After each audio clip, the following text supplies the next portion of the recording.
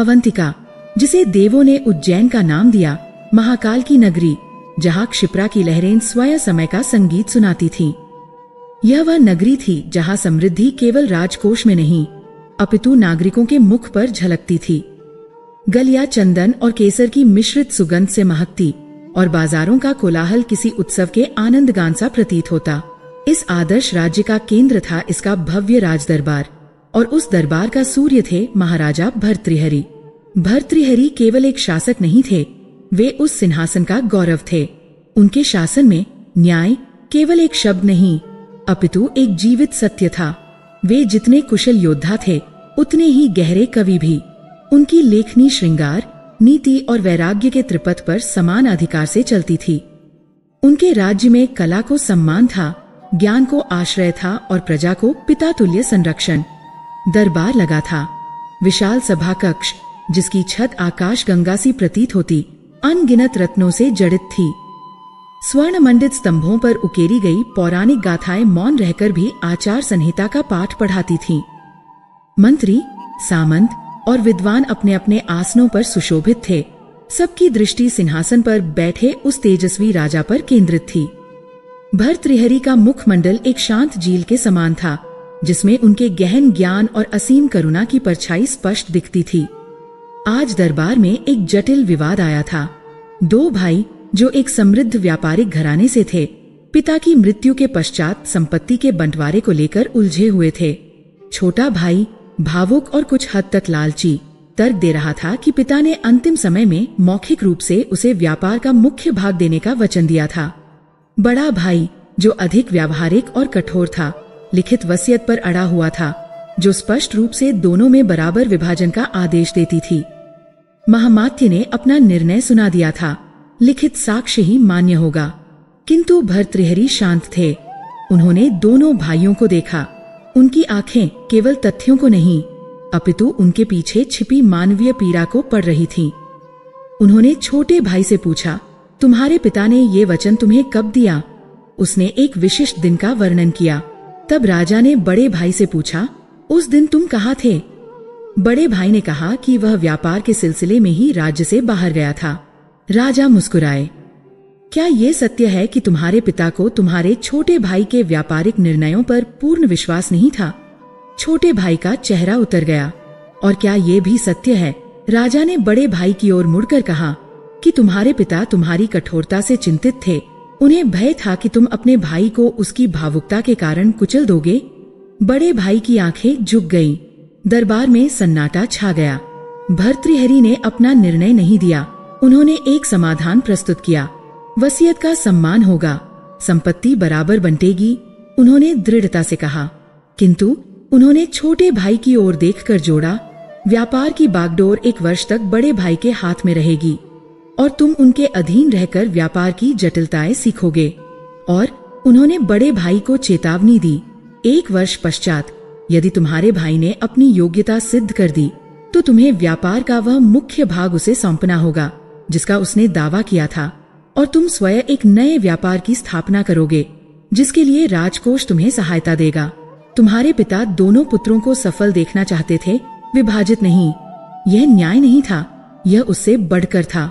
यह एक पिता का अपने पुत्रों के भविष्य का संरक्षण था। दरबार महाराज की जय के उद्घोष से गूंज उठा। भर्तृहरि ने सभा को समाप्त किया और अपने निजी कक्ष की ओर बढ़ चले। उनका मन राजकाज के भारीपन से मुक्त होकर उस एक बिंदु की ओर भाग रहा था जो उनके जीवन का ध्रुव तारा था। यदि भर्तृहरि का राज्य उनका आदर्श कर्तव्य था, तो उनका आदर्श प्रेम उनकी सबसे छोटी, सबसे प्रिय रानी पिंगला थी। अंतःपुर में प्रवेश करते ही राजा का कवि रूप उनके शासक रूप पर हावी हो जाता था। पिंगला केवल उनकी पत्नी नहीं, उनकी प्रेरणा थी। वे भर्तृहरि के कठोर नीति शतक के संसार में श्रृंगार शतक की कोमल कल्पना थी। उनका प्रेम अटूट था, उनका विश्वास संदेह से परे था। भर्तृहरि को पिंगला की उपस्थिति में ही पूर्णता का अनुभव होता था। उनका मानना था कि पिंगला जैसी निष्ठावान और समर्पित पत्नी पाकर उन्होंने किसी पूर्व जन्म का पुण्य अर्जित किया है। पिंगला का कक्ष सुगंधित पुष्पों और मध्यम संगीत से भरा रहता था। जैसे ही भर्तृहरि ने प्रवेश किया, पिंगला, जो वीणा के तारों को छेड़ रही थी, मुस्कुराती हुई उठीं। उनकी सुंदरता अलौकिक थी, किंतु भर्तृहरि को उनकी सुंदरता से अधिक उनकी वह दृष्टि प्रिय थी, जिसमें उनके लिए असीम एडोरेशन और समर्पण झलकता था। आज दरबार में विलंब हो गया, स्वामी, पिंगला ने उनकी राजकीय उत्तरीय को संभालते हुए कहा। उसकी आवाज में शहद सी मिठास थी। भर्तृहरि ने उनके हाथों को थाम लिया। दिन भर का सारा तनाव जैसे कपूर की भांति उड़ गया। जब तक न्याय की तुला संतुलित न हो, राजा को विलंब का अधिकार कहा। प्रिय, किंतु अब वह भार उतर गया है। अब केवल कवि शेष है और वह अपनी प्रेरणा के सम्मुख है। पिंगला की पलकें लज्जा से झुक गई। आपकी प्रेरणा तो ये संपूर्ण राज्य है महाराज। मैं तो केवल उस राज्य की एक साधारण सी प्रजा हूँ। भर्तृहरि हंस पड़े। साधारण? पिंगला, तुम नहीं जानती। यह राज्य, यह सिंहासन, यह वैभव, यह सब नश्वर है। यदि कुछ शाश्वत है तो वह क्षण है जो मैं तुम्हारे साथ व्यतीत करता हूँ। मेरा विश्वास है कि संसार की कोई भी शक्ति हमारे इस प्रेम को, इस विश्वास को डिगा नहीं सकती। तुम मेरी शक्ति हो। उन्होंने पिंगला को अपनी नवीनतम रचना सुनाई, एक ऐसा छंद जिसमें उन्होंने पिंगला की आंखों की तुलना ब्रह्मांड की सबसे स्थिर और सच्ची ज्योतियों से की थी। पिंगला ने उस छंद को सुनकर अपनी आंखें मूंद ली, जैसे वह उस प्रेम को अपनी आत्मा में सोख लेना चाहती हो। मेरा सौभाग्य है कि मुझे आप जैसे पति मिले, उसने कहा, और उसकी आवाज में एक ऐसी गहराई थी जिसने भर्तृहरि के हृदय को छू लिया। राजा ने पिंगला को देखा। उनका मन पूर्णतः शांत था। सब कुछ उत्तम था।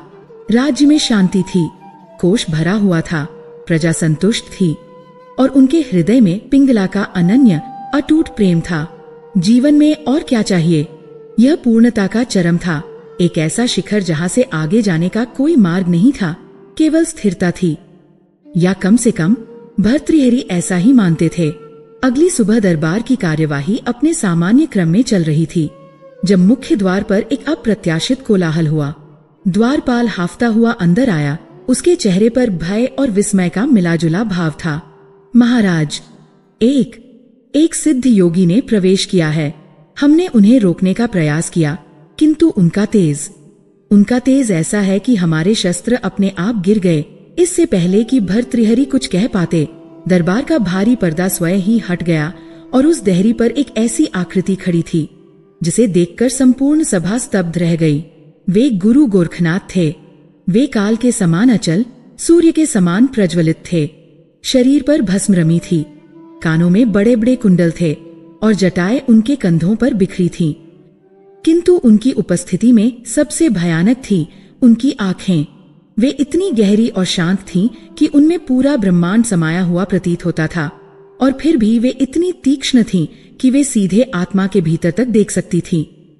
वे दरबार की भव्यता, स्वर्ण और मणियों से पूर्णतः अप्रभावित थे। उनका उद्देश्य अज्ञात था। वे किसी भिक्षुक की भांति नहीं आए थे।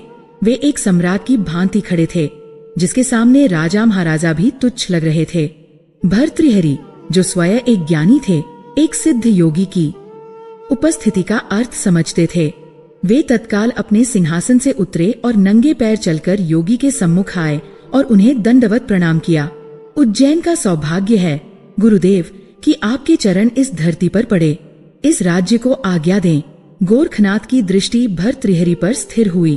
उनकी आंखों में न प्रशंसा थी न निंदा।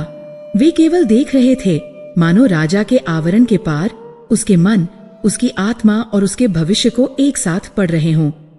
उठो राजन। उनकी आवाज गहरी और गुंजायमान थी, जैसे किसी प्राचीन गुफा से आ रही हो।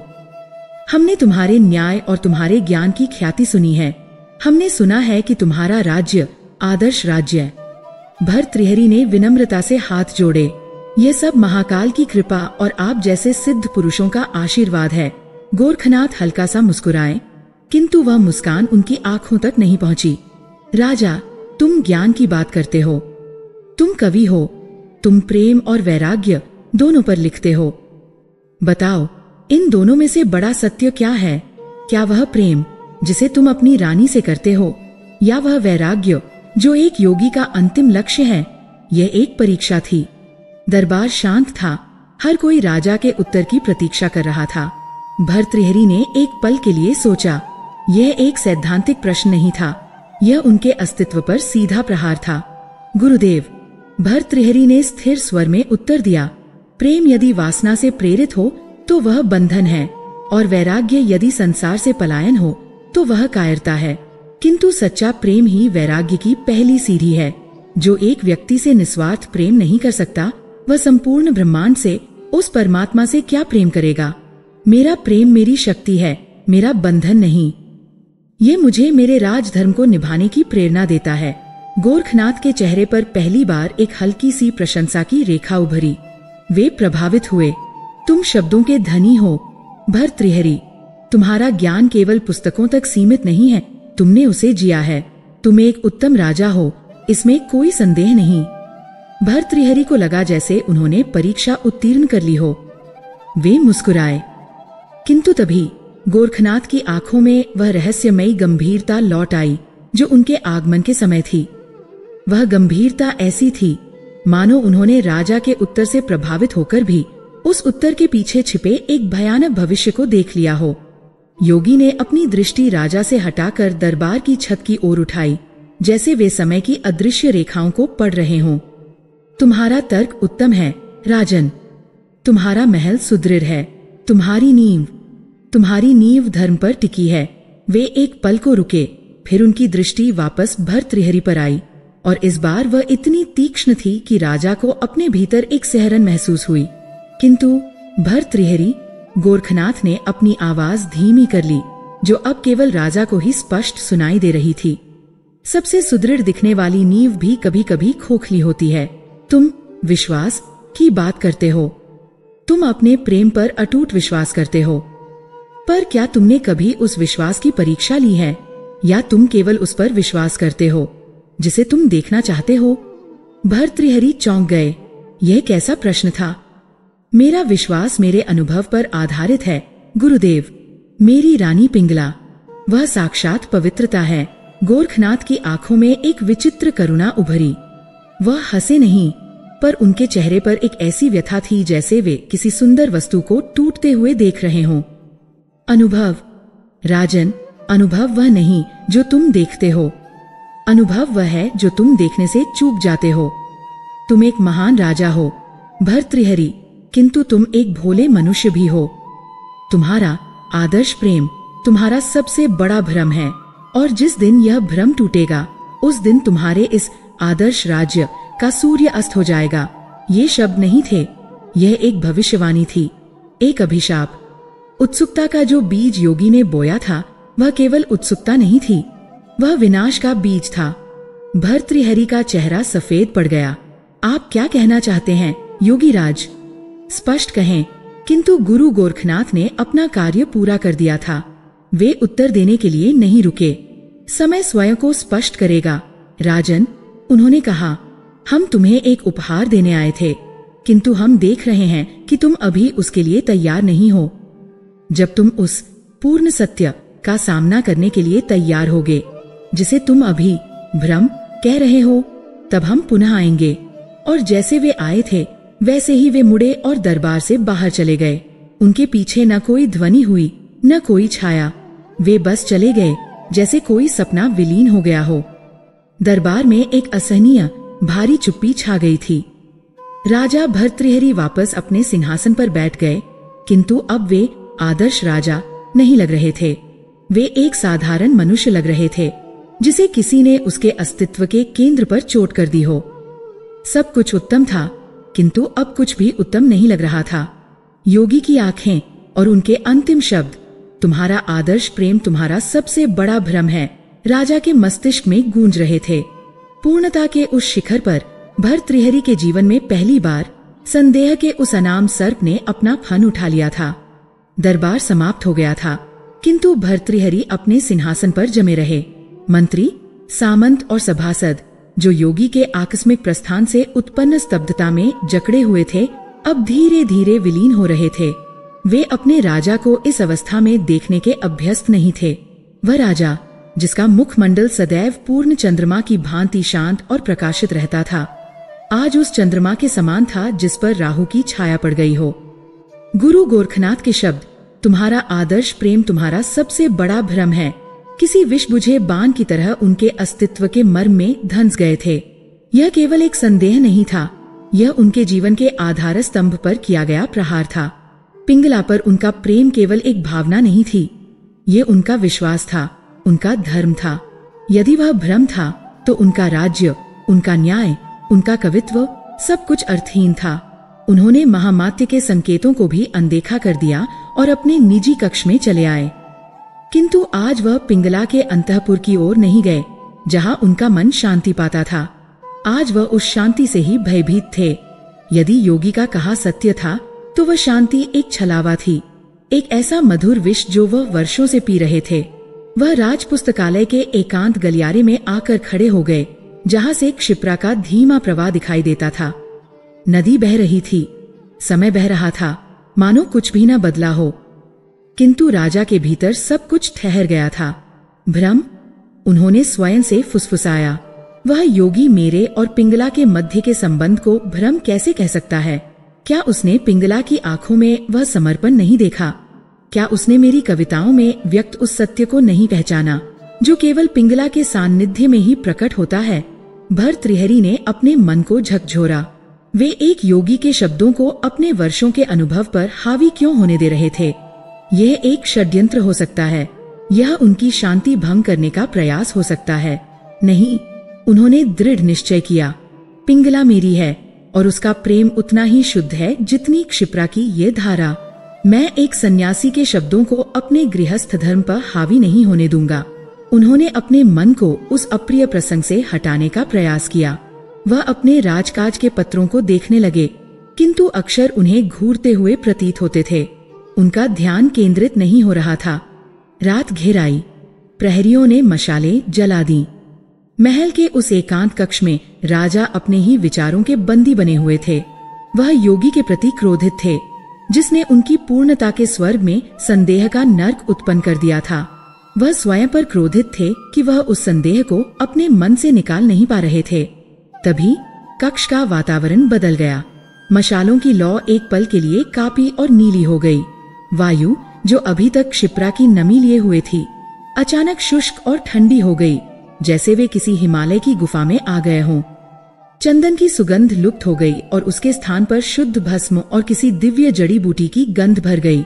भर्तृहरि ने अपनी दृष्टि पत्रों से उठाई। उनके सामने कक्ष के मध्य में गुरु गोरखनाथ खड़े थे। वे किसी द्वार से नहीं आए थे, वे बस वहां प्रकट हो गए थे, जैसे वे सदा से वहीं हों। भर्तृहरि न चौंके न भयभीत हुए। उनका क्रोध और उनकी व्यथा एक अजीब सी प्रतीक्षा में बदल गई। आप पुनः आ गए, राजा ने कहा। उनकी आवाज शांत थी।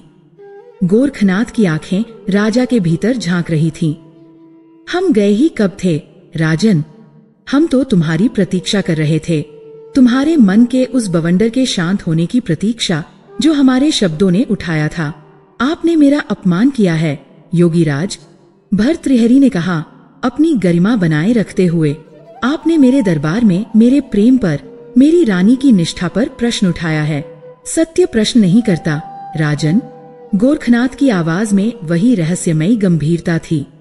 वह केवल स्वयं को प्रकट करता है। तुम एक योग्य शासक हो भर्तृहरि, तुम्हारे पूर्व जन्मों का संचित पुण्य है। तुम्हारा ज्ञान केवल शाब्दिक नहीं है, किंतु तुम्हारी एक ही निर्बलता है, तुम्हारा मोह, जिसे तुम प्रेम का नाम देते हो। यह वह पर्दा है जिसने तुम्हारे विवेक को ढक रखा है। यह मोह नहीं, मेरी शक्ति है, भर्तृहरि ने दृढ़ता से प्रतिवाद किया। गोरखनाथ मुस्कुराए, वही करुणा से भरी मुस्कान। ठीक है, हम तुम्हारे पास तर्क करने नहीं आए थे, हम तो तुम्हें वह देने आए थे जिसके तुम अधिकारी हो। तुम्हारे ज्ञान, तुम्हारे न्याय और तुम्हारी प्रजा के प्रति तुम्हारे समर्पण के कारण देवों ने तुम्हारे लिए एक उपहार भेजा है। एक ऐसा उपहार जिसकी कामना इंद्र भी करते हैं और जिसके लिए असुरों ने युगों तक तप किया है। योगी ने अपना हाथ आगे बढ़ाया। उनकी खुरदरी भस्मर्मी हथेली पर एक वस्तु थी जिसने पूरे कक्ष को अपने अलौकिक प्रकाश से भर दिया। वह एक छोटा सुनहला फल था। वह साधारण नहीं था, ऐसा लगता था मानो किसी ने पिघला हुआ सूर्य लेकर उसे एक आकार दे दिया हो। उससे एक मंद दिव्य आभा निकल रही थी और उसकी सुगंध ऐसी थी जो प्राणों को एक नई चेतना से भर रही थी। वह जीवित प्रतीत होता था। उसकी सतह पर प्रकाश की लहरियां दौड़ रही थीं। भर्तृहरि मंत्रमुग्ध होकर उसे देखते रहे। ये क्या है गुरुदेव? यह अमर फल, गोरखनाथ ने कहा, स्वयं कल्पवृक्ष से उत्पन्न। इसे खाने वाला अमर हो जाएगा और सदैव युवा रहेगा। काल का चक्र उस पर नहीं चलेगा। न रोग, न वृद्धावस्था, न मृत्यु उसे छू सकेगी। भर्तृहरि का हृदय तीव्र गति से धड़कने लगा। अमरता, अनंत जीवन, वह अपने राज्य को सदैव के लिए आदर्श राज्य बनाए रख सकते थे। वह अनंत काल तक ज्ञान की खोज कर सकते थे। वह काव्य रच सकते थे जो समय को भी मात दे दे। उनका हाथ यंत्रवत उस फल की ओर बढ़ा, किंतु जैसे ही उनकी उंगलियों ने उस दिव्य फल को छूना चाहा, वह रुक गए। एक विचार जो अमरता के विचार से भी अधिक शक्तिशाली था उनके मस्तिष्क में कौंध गया। पिंगला, यदि वह अमर हो गए तो पिंगला का क्या होगा? वह अपनी प्रिय रानी को अपनी आंखों के सामने मुरझाते हुए, वृद्ध होते हुए और अंततः मृत्यु को प्राप्त होते हुए कैसे देख पाएंगे? नहीं, यह अमरता उनके लिए वरदान नहीं, श्राप बन जाएगी। उस अनंत जीवन का एक एक क्षण उन्हें पिंगला के बिना एक युग जैसा भारी लगेगा। नहीं, यह फल उनके लिए नहीं है। यह उस एक व्यक्ति के लिए है जिसके बिना उनका जीवन, चाहे वह एक क्षण का हो या अनंत काल का, व्यर्थ है। क्या इसे विभाजित किया जा सकता है? राजा ने कांपती आवाज में पूछा, यह जानते हुए भी कि उत्तर क्या होगा। गोरखनाथ ने सिर हिलाया। नहीं राजन, यह एक आत्मा के लिए है, एक जीवन। इसकी शक्ति अखंड है। भर्तृहरि ने निर्णय ले लिया। निर्णय उसी क्षण हो गया था जिस क्षण उन्होंने अमरता शब्द सुना था। ये फल पिंगला का है। वह अपनी प्रिय रानी को अनंत यवन और अनंत जीवन का उपहार देंगे। यह उनके प्रेम की पराकाष्ठा होगी। योगी राजा के मन को एक खुली पुस्तक की भांति पढ़ रहे थे। उन्होंने देखा कि कैसे राजा के मन में एक क्षण के लिए भी अपने लिए अमर होने का विचार नहीं आया और कैसे उसका संपूर्ण अस्तित्व उस एक स्त्री पर केंद्रित हो गया। इसे ले लो राजन, योगी ने फल को राजा की हथेली पर रखते हुए कहा। फल का स्पर्श शीतल और ऊष्मामय दोनों एक साथ था। किंतु इसे ग्रहण करने से पहले मेरी चेतावनी सुनो। भर्तृहरि ने अपनी दृष्टि फल से हटाकर योगी की उन भेदती हुई आंखों पर स्थिर की। राजन, योगी की आवाज अब और गहरी हो गई थी। यह फल उसे ही देना जो इसके योग्य हो। वह एक पल रुके। योग्यता का अर्थ है जिसकी आत्मा शुद्ध हो, जिसके जीवन का उद्देश्य केवल स्वार्थ न हो, जिसके अस्तित्व से इस ब्रह्मांड का हित हो, जो इस अनंत जीवन के भार को संभालने की क्षमता रखता हो। भर्तृहरि का मन मुस्कुराया। पिंगला से अधिक योग्य कौन है? वह तो देवी है। योगी ने अपनी बात जारी रखी, मानो वह राजा के अवचेतन के किसी गहरे द्वार को खोल रहे हों। अथवा उन्होंने अपनी आवाज धीमी कर ली, या यह फल उसे देना जिसके बिना तुम जी नहीं सकते। यह दूसरा विकल्प। ये तर्क नहीं, यह सीधा हृदय पर प्रहार था। योगी ने राजा के सामने दो मार्ग रखे थे। एक विवेक का, जो योग्यता धर्म को देखता, और दूसरा मोह का, जो आवश्यकता प्रेम को देखता। और भर्तृहरि के लिए दोनों मार्ग एक ही दिशा में जाते थे। पिंगला ही योग्य थी और पिंगला ही वह थी जिसके बिना वह जी नहीं सकते थे। योगी की सुबह की चेतावनी, यह एक भ्रम है, अब उन्हें एक योगी का प्रलाप लग रही थी। यह फल तो जैसे स्वयं उनके प्रेम की विजय का प्रमाण बनकर आया था। इस फल को पिंगला को देकर वह न केवल पिंगला को अमरता देंगे, बल्कि वह उस योगी को भी मौन उत्तर देंगे कि उनका विश्वास कितना दृढ़ और सत्य है। भर्तृहरि ने उस दिव्य फल को अपनी मुट्ठी में बंद कर लिया। उनका संशय, उनका क्रोध, सब कुछ विलीन हो गया था। उनके मन में केवल एक ही छवि थी, पिंगला का प्रसन्न मुख, जब वह उसे यह ब्रह्मांड का सबसे अनूठा उपहार देंगे। मैं जानता हूँ गुरुदेव कि ये किसे दिया जाना चाहिए। भर्तृहरि ने पूर्ण आत्मविश्वास और समर्पण से भरे स्वर में कहा। यह इस राज्य की सबसे योग्य आत्मा को और उस हृदय को मिलेगा जिसके बिना भर्तृहरि का अस्तित्व ही नहीं है। उन्होंने योगी को वचन दिया, मैं आपको वचन देता हूँ कि मैं इसका सही उपयोग करूँगा। गुरु गोरखनाथ ने राजा को देखा। उनकी आंखों में प्रशंसा नहीं थी, उनकी आंखों में क्रोध भी नहीं था। उनकी आंखों में एक गहरा असीम विषाद था। वह उस ज्ञानी का विषाद था जो एक बुद्धिमान व्यक्ति को जानते बूझते हुए अग्नि की ओर बढ़ते हुए देख रहा हो। योगी ने वह सब देख लिया था जो अभी घटित होना शेष था। उन्होंने देख लिया था कि यह अमर फल कैसे अमरता का नहीं बल्कि मृत्यु का संदेशवाहक बनेगा। उन्होंने देख लिया था कि राजा का आदर्श प्रेम का महल कैसे ताश के पत्तों की तरह जहने वाला था। तथास्तु राजन, योगी ने लगभग एक श्वास में कहा, तुमने अपना चयन कर लिया है, अब नियति अपना चयन करेगी। और इससे पहले कि राजा कुछ और कह पाते, गुरु गोरखनाथ कक्ष में नहीं थे। वह प्रकाश या धुएं में विलीन नहीं हुए, वह बस नहीं थे। केवल भस्म की वह दिव्य सुगंध शेष रह गई थी जो राजा को याद दिला रही थी कि यह कोई स्वप्न नहीं था। भर्तृहरि अपनी हथेली में धड़कते उस सुनहले फल को देखते रहे। उनके हृदय में अपार आनंद था। वह विजयी थे। उन्होंने अपने प्रेम को अमर करने का मार्ग पा लिया था। योगी का संदेह निर्मूल सिद्ध हो गया था।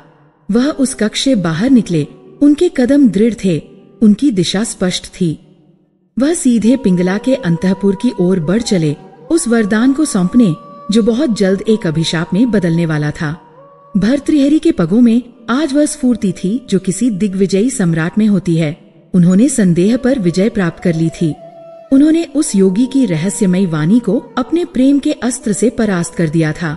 उनकी मुट्ठी में बंद वह दिव्य फल केवल अमरता का वरदान नहीं था, वह उनके विश्वास की, पिंगला की पवित्रता की और उनके आदर्श प्रेम की जीवंत घोषणा थी। जब वह पिंगला के भव्य अंतःपुर के द्वार पर पहुंचे तो उनके मुख पर वही शांत ज्ञानी मुस्कान थी, किंतु आज उसमें एक गहरा आत्मविश्वास और संतोष का भाव भी मिश्रित था। वह अपनी प्रिय रानी को केवल एक उपहार नहीं देने जा रहे थे, वह उसे वह सम्मान देने जा रहे थे जिसकी वह उनके अनुसार सच्ची अधिकारिणी थी। पिंगला अपने कक्ष में शयन के लिए प्रस्तुत हो रही थी। दासिया उनके केशों में पिरोए गजरे को खोल रही थी और मोतियों के आभूषण उतारकर मखमल की पेटियों में रख रही थी। वातावरण मोगरे और रात्रि रानी की मिलीजुली सुगंध से भरा हुआ था। जैसे ही राजा ने प्रवेश किया, एक मौन आज्ञा से सभी दासियां कक्ष से बाहर चली गईं। पिंगला ने घूमकर अपने स्वामी को देखा। रात्रि के इस प्रहर में उनका इस प्रकार आना अप्रत्याशित था और उनके मुख पर जो अलौकिक तेज था उसने पिंगला को क्षण भर के लिए विस्मित कर दिया। स्वामी, आज आप।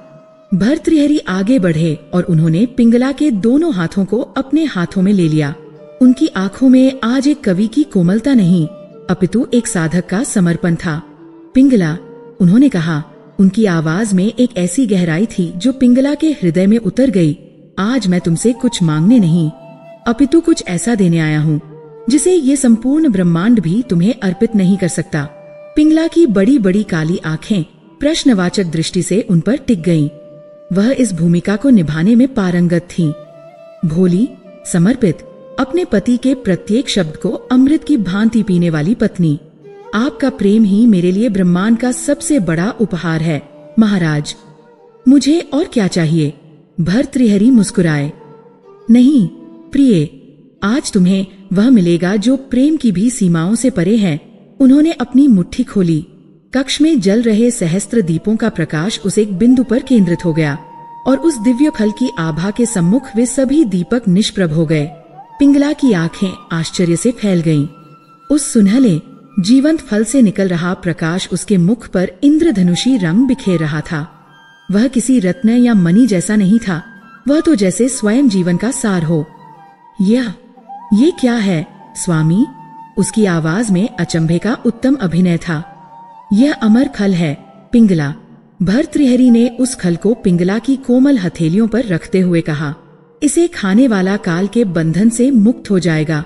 न उसे वृद्धावस्था स्पर्श करेगी, न मृत्यु का भय होगा। वह सदैव के लिए युवा और जीवंत रहेगा। पिंगला की श्वास जैसे रुक सी गई। अमरता, अनंत यवन, ये कैसा चमत्कार था! एक क्षण के लिए उसका अभिनय पीछे छूट गया और उसके मन में लोभ और आश्चर्य की एक वास्तविक लहर दौड़ गई। भर्तृहरि ने उसकी आंखों में उस क्षणिक चमक को देखा और उसे अपनी विजय समझा। उन्होंने माना कि यह फल की दिव्यता के प्रति रानी का स्वाभाविक विस्मय है। आज दरबार में एक सिद्ध योगी आए थे। राजा ने कहना जारी रखा, यह उन्हीं का दिया हुआ वरदान है। उन्होंने मुझसे कहा था कि मैं यह फल उसे दूं जो इसके योग्य हो, या उसे जिसके बिना मैं जी नहीं सकता। पिंगला, मेरे लिए वे दोनों मार्ग तुम पर ही आकर समाप्त होते हैं। इस त्रिलोक में तुमसे अधिक योग्य आत्मा और कौन हो सकती है? और ये तो तुम जानती ही हो कि तुम्हारे बिना भर्तृहरि का जीवन एक श्वास भी लेने योग्य नहीं है। राजा के शब्द प्रेम और निष्ठा की चाशनी में डूबे हुए थे। उन्होंने अपना हृदय अपनी रानी के चरणों में अर्पित कर दिया था। मैं अमर होकर क्या करता जब मैं तुम्हें अपनी आंखों के सामने काल के अधीन होते हुए देखता? मेरा प्रत्येक क्षण एक श्राप बन जाता। नहीं प्रिय, यह अमरता तुम पर ही देती है। तुम अनंत काल तक इस संसार को अपनी सुंदरता और अपनी पवित्रता से आलोकित करो। जब लोग तुम्हें देखेंगे तो वे जानेंगे कि भर्तृहरि का प्रेम कितना सच्चा था। पिंगला ने अपनी आंखें झुका लीं। उसके कंधों को कांपता हुआ देखकर भर्तृहरि को लगा कि वह भाव विभोर हो गई है, और वह सचमुच कांप रही थी, किंतु भाव विभोर होकर नहीं, बल्कि अपने भीतर उठ रहे विचारों के तूफान से। उसकी उंगलियों ने उस दिव्य फल को कसकर पकड़ लिया। उसने धीरे से अपनी आंखें उठाईं और उनमें आंसू छलक आए। वे कृतज्ञता के आंसू प्रतीत होते थे, और भर्तृहरि उन आंसुओं में अपने प्रेम की अंतिम स्वीकृति देखकर आनंदित हो गए। स्वामी, पिंगला ने सिसकते हुए कहा, आपने मुझे इतना कुछ दिया है, यह सम्मान, मैं इसके योग्य नहीं हूँ। मेरे पास आपको देने के लिए कुछ भी नहीं है। तुम्हारा प्रेम ही मेरा सर्वस्व है। भर्तृहरि ने उसके आंसू पोंछते हुए कहा, इसे ग्रहण करो पिंगला, और मुझसे वचन दो कि तुम इसे अभी मेरे जाने के पश्चात खा लोगी। मैं वचन देती हूँ मेरे ईश्वर, पिंगला ने कहा, और उस दिव्य फल को अपने माथे से लगा लिया। मेरा ये जीवन और आने वाले अनंत जीवन सब आपके चरणों में समर्पित हैं। भर्तृहरि पूर्णतः संतुष्ट थे। उनका हृदय हल्का था, उनकी आत्मा प्रसन्न थी। उन्होंने योगी की चुनौती का उत्तर दे दिया था। उन्होंने पिंगला को अंतिम बार प्रेम से देखा और फिर अपने कक्ष की ओर लौट गए, इस विश्वास के साथ कि उनका प्रेम अब सचमुच अमर हो गया है। राजा के पगों की ध्वनि जैसे ही गलियारे में विलीन हुई, पिंगला के मुख का भाव बदल गया। वह मुख जो अभी कुछ क्षण पहले तक कृतज्ञता, प्रेम और समर्पण की प्रतिमूर्ति लग रहा था, अब कठोर, बेचैन और षड्यंत्रकारी हो गया। उसकी आंखों के आंसू सूख चुके थे और उनकी जगह एक ज्वलंत तीव्रता ने ले ली थी। वह भाव विभोर रानी नहीं थी, वह एक ऐसी स्त्री थी जिसके हाथ में एक ऐसी शक्ति आ गई थी जिसका उपयोग वह अपनी इच्छा से करना चाहती थी, न कि अपने पति की। उसने अपनी हथेली में रखे उस फल को देखा। वह अब दिव्य या पवित्र नहीं लग रहा था, वह एक समस्या थी, एक बाधा। राजा का प्रेम, उफ, ये कैसा प्रेम था! यह प्रेम नहीं, एक स्वर्ण पिंजरा था। राजा उसे एक देवी की तरह पूजते थे, उसकी आत्मा की पवित्रता पर कविताएं लिखते थे, उसके बिना जी नहीं सकते थे। किंतु उन्होंने कभी उस स्त्री को समझने का प्रयास नहीं किया जो उस देवी की मूर्ति के भीतर सांस लेती थी। उन्होंने उसके शरीर की इच्छाओं, उसकी आत्मा की अतृप्तियों को कभी नहीं देखा। राजा का प्रेम शांत, स्थिर और बौद्धिक था। पिंगला की आत्मा को एक ऐसे प्रेम की प्यास थी जो अशांत, उन्मादी और शारीरिक हो, और वह प्रेम उसे राजा से नहीं बल्कि महिपाल से मिलता था। महिपाल, उज्जैन का युवा, बलिष्ठ और साहसी नगर कोतवाल। वह कोई कवि या ज्ञानी नहीं था। उसकी पकड़ तलवार की मूठ पर उतनी ही मजबूत थी जितनी घोड़ों की लगाम पर। उसकी आंखों में भर्तृहरि जैसी शांति नहीं बल्कि एक जंगली आग थी। जब वह पिंगला को देखता था तो वह उसकी आत्मा की नहीं, उसके रूप की प्रशंसा करता था। उसकी बातें काव्यात्मक नहीं किंतु सीधी और वासना से भरी होती थी, और पिंगला को यही चाहिए था। राजा का प्रेम उसे देवी बनाता था, महिपाल का प्रेम उसे एक स्त्री होने का अनुभव कराता था। उसने फल को देखा, अमरता। राजा चाहते थे कि वह अमर हो जाए ताकि वह अनंत काल तक उनके आदर्श प्रेम की पताका बनी रहे। यह विचार ही उसे असहनीय लगा। महिपाल के बिना अमरता, अनंत काल तक इस महल में, इस ऊब भरे सम्मान में कैद रहना, नहीं, कभी नहीं। यह फल यदि किसी काम का है तो तभी जब यह उसे महिपाल के साथ अनंत जीवन दे सके। हाँ, यही होगा। उसने निर्णय कर लिया। यह फल महिपाल के लिए है। वह अपने प्रेमी को अमर कर देगी। फिर वे दोनों मिलकर कोई मार्ग निकाल लेंगे। वे इस राज्य से, इस बंधन से बहुत दूर चले जाएंगे और एक ऐसा जीवन जिएंगे जहाँ कोई नियम, कोई आदर्श नहीं होगा, केवल उनका उन्मुक्त प्रेम होगा। उसकी हृदयगति तीव्र हो गई। उसने फल को एक रेशमी वस्त्र में लपेटा और अपनी एक विश्वास पात्र दासी को बुलाया। मालती, उसने फुसफुसाते हुए कहा, नगर कोतवाल महिपाल को इसी क्षण गुप्त द्वार पर मिलने का संदेश भेजो। कहो, अति आवश्यक है। मालती, जो अपनी स्वामिनी के सभी रहस्यों की साक्षी थी, बिना कोई प्रश्न किए सिर झुकाकर चली गई। पिंगला बेचैनी से कक्ष में टहल रही थी। जब मालती ने आकर सूचना दी कि कोतवाल आ गया है, तो वह स्वयं को रोक न सकी और गुप्त गलियारों से होती हुई उस छोटे से कक्ष में पहुंची जहां वे अक्सर मिला करते थे। महिपाल को देखते ही पिंगला उसके आलिंगन में समा गई। महिपाल, तुम आ गए। आपके बुलावे पर यह सेवक कैसे नहीं आता? महारानी, महिपाल ने कहा। उसकी आवाज में वही बनावटी नाटकीयता थी। पिंगला ने स्वयं को उससे अलग किया। उसकी आंखों में एक अजीब सा उन्माद था। महिपाल, आज मैं तुम्हें कुछ ऐसा देने आई हूँ जो तुम्हारी कल्पना से भी परे है। उसने अपने वस्त्रों में छिपा हुआ वह रेशमी रूमाल निकाला और उसे खोला। फल की दिव्य आभा ने उस छोटे अंधकारपूर्ण कक्ष को भी प्रकाशित कर दिया।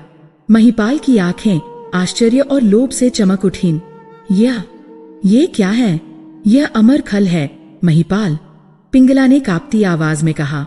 इसे खाने वाला सदा के लिए अमर और युवा हो जाएगा। उसने संक्षेप में उसे पूरी कहानी बताई कि कैसे राजा ने ये फल उसे दिया।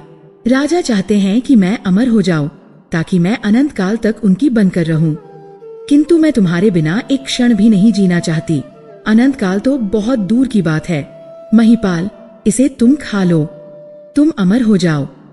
फिर कोई हमें अलग नहीं कर सकेगा। हम कहीं दूर चले जाएंगे। महिपाल उस फल को घूर रहा था। उसका मस्तिष्क किसी तीव्र गति वाले रथ की भांति दौड़ रहा था। अमरता, रानी मूर्ख थी। वह इस वरदान को प्रेम के लिए त्याग रही थी। किंतु वह, महिपाल, ऐसी गलती नहीं करेगा। अमरता का अर्थ है अनंत शक्ति। वह राजा बन सकता है। नहीं, वह देवों को भी चुनौती दे सकता है। उसने फल को पिंगला के हाथ से ले लिया। पिंगला, उसने भावुक होने का अभिनय करते हुए कहा, तुमने मेरे लिए इतना बड़ा त्याग किया। मैं तुम्हारा ऋणी हूँ। हाँ, हम ऐसा ही करेंगे। मैं इसे खा लूंगा और फिर तुम्हें इस बंधन से मुक्त करा लूंगा। हम एक नया संसार बसाएंगे। उसने पिंगला को आलिंगन में भर लिया, जबकि उसकी आंखें उस खल पर गड़ी थीं और उसका मन उन अनगिनत संभावनाओं की गणना कर रहा था जो अब उसके लिए खुल गई थीं। पिंगला को विदा करके महिपाल जब अपने घोड़े पर सवार हुआ तो वह स्वयं को ब्रह्मांड का स्वामी समझ रहा था। उसके एक हाथ में घोड़े की लगाम थी और दूसरे हाथ की मुट्ठी में अमरता का वरदान। वह हंस रहा था। राजा भर्तृहरि, जो स्वयं को इतना ज्ञानी समझता था, कितना बड़ा मूर्ख था। और रानी पिंगला, वह तो प्रेम में अंधी एक साधारण स्त्री थी। वे दोनों ही उसके खेल के मोहरे थे। किंतु महिपाल की कहानी का एक और अध्याय था जिसे रानी पिंगला नहीं जानती थी। उसका हृदय रानी के लिए नहीं धड़कता था। रानी तो केवल एक साधन थी। उसका मन और उसकी आत्मा तो किसी और पर मोहित थी, विलासिनी पर। विलासिनी, जो उज्जैन नगर की सबसे प्रसिद्ध और सबसे सुंदर गणिका, नर्तकी थी।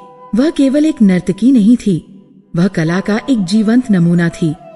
उसकी सुंदरता पौराणिक अप्सराओं को भी लज्जित करती थी और उसका नृत्य देखने के लिए बड़े बड़े सामंत और धनी व्यापारी अपनी संपत्ति लुटा देते थे। महिपाल भी उसके अनगिनत प्रशंसकों में से एक था, किंतु वह स्वयं को सबसे बड़ा मानता था। वह विलासिनी पर अपना सब कुछ लुटाने को तैयार था। उसने फल को देखा। अमरता, क्या वह अकेला अमर होकर सुखी रह पाएगा? नहीं, उसे विलासिनी चाहिए। यदि विलासिनी उसकी हो जाए तो वह अमरता का भी त्याग कर सकता है, और यदि विलासिनी भी अमर हो जाए तो वह स्वर्ग को भी ठुकरा सकता है। एक विचार उसके मन में कौंधा। हाँ, यही सही है। वह इस खल को विलासिनी को देगा। यह उसके प्रेम का ऐसा प्रमाण होगा, ऐसा उपहार होगा जो आज तक किसी प्रेमी ने अपनी प्रेयसी को नहीं दिया होगा। इस उपहार के बाद विलासिनी केवल और केवल उसकी हो जाएगी। वह उसके प्रेम की शक्ति को देखेगी। अपने आवास पर लौटने के बजाय महिपाल ने अपने घोड़े को नगर के उस हिस्से की ओर मोड़ दिया जहां विलासिनी का भव्य प्रासाद स्थित था। देर रात होने के बावजूद वहां संगीत और घुंघरुओं की ध्वनि आ रही थी। महिपाल नगर कोतवाल होने के नाते बेरोक-टोक अंदर चला गया। विलासिनी अपने निजी कक्ष में थी, अपनी प्रस्तुति के पश्चात विश्राम कर रही थी। उसने महिपाल को देखा तो मुस्कुराई। कोतवाल जी, आज इस समय। महिपाल सीधा उसके पास गया और उसके सामने घुटनों के बल बैठ गया, एक भक्त की भांति। विलासिनी, आज मैं तुम्हारे लिए कुछ ऐसा लाया हूँ जो तुम्हें संसार की सबसे अनमोल स्त्री बना देगा। उसने अपनी मुट्ठी खोली। दिव्य खल की आभा से विलासिनी का कक्ष जगमगा उठा। वह जो संसार के सबसे कीमती रत्नों और आभूषणों को देखने की आदी थी, उसने भी ऐसी वस्तु पहले कभी नहीं देखी थी। ये क्या है महिपाल? उसकी आवाज में पहली बार सच्चा आश्चर्य था। यह अमर खल है विलासिनी, महिपाल ने उसी उन्माद से कहा जिससे पिंगला ने उससे कहा था। इसे खाने वाली स्त्री कभी बूढ़ी नहीं होगी। उसकी सुंदरता अनंत काल तक ऐसी ही बनी रहेगी। उसने रानी वाली कहानी को छुपाते हुए कहा, ये मैंने तुम्हारे लिए एक महान तपस्वी से वर्षों की सेवा के पश्चात प्राप्त किया है। विलासिनी, तुम्हारी ये सुंदरता समय के साथ मुरझा जाए, ये विचार ही मुझे असहनीय है। मैं चाहता हूँ कि तुम सदा ऐसी ही रहो। इसे स्वीकार करो और मेरी हो जाओ। विलासिनी ने उस खल को अपने हाथों में लिया। वह महिपाल की आंखों में उन्माद देख सकती थी। वह जानती थी कि वह उससे प्रेम करता है, किंतु वह ये भी जानती थी कि वह एक मूर्ख और महत्वाकांक्षी व्यक्ति है। उसने फल को देखा। उसकी सतह चिकनी और जीवंत थी। दिव्य खल जो राजा भर्तृहरि के आदर्श प्रेम का प्रतीक था, रानी पिंगला के गुप्त प्रेम से होता हुआ नगर कोतवाल महिपाल के वासनात्मक प्रेम तक पहुंच चुका था। और अब वह उस व्यक्ति के हाथ में था जिसके बारे में राजा भर्तृहरि स्वप्न में भी नहीं सोच सकते थे। एक गणिका। फल का गुप्त सफर अभी समाप्त नहीं हुआ था, किंतु वह अपने स्रोत से बहुत बहुत दूर आ चुका था। विलासिनी का भव्य कक्ष, जहां महिपाल का उन्माद अभी अभी विलीन हुआ था, अब एक असहनीय सन्नाटे में डूब गया था। रात का उत्सव समाप्त हो चुका था। वीणा के तार शांत थे, मदिरा के चषक खाली पड़े थे और इत्र की सुगंध में एक बासीपन घुल गया था। इन सबके बीच विलासिनी अकेली बैठी थी, अपनी मखमल की शैया पर। उसकी हथेली पर वह वस्तु थी जो इस संसार की नहीं लगती थी। वह दिव्य, सुनहला, अमर खल। उसका प्रकाश इतना शुद्ध, इतना निर्मल था कि वह विलासिनी के कक्ष की हर वस्तु पर, उसके रेशमी वस्त्रों पर, उसके अनगिनत आभूषणों पर एक निर्णय की भांति चमक रहा था। वह प्रकाश कह रहा था कि यह स्थान, यह जीवन इस फल के योग्य नहीं है। महिपाल के जाने के बाद विलासिनी ने पहला आवेग महसूस किया था, विजय का। वह जिसे समाज केवल भोग की वस्तु समझता था, आज उसके हाथ में वह शक्ति थी जिसकी कामना देवता और असुर समान रूप से करते हैं।